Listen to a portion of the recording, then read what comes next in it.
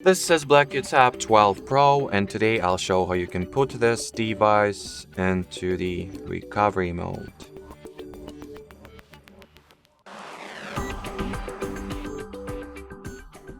So to start, you will need to switch the tablet off by holding the side power button for a second or so, then tap at the power off, confirm your choice, and wait for the tablet to shut itself down. Once it is shut down completely, you need to press and hold the power button as well as volume up and down keys, so 3 keys in general. Press and hold them simultaneously, and the second you see the BLACKVIEW logo, release the power key, so it will look something like that. How do I do it so you can see everything? And this way it should work, I think. Now I've just let my finger go off the power key, but I'm still holding the volume rocker. So here's the recovery mode. That's how you enter it, that's how you boot into it.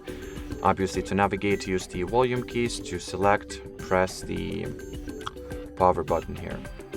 So that'll be it for this video. Thanks for watching, thanks for your attention, and bye bye.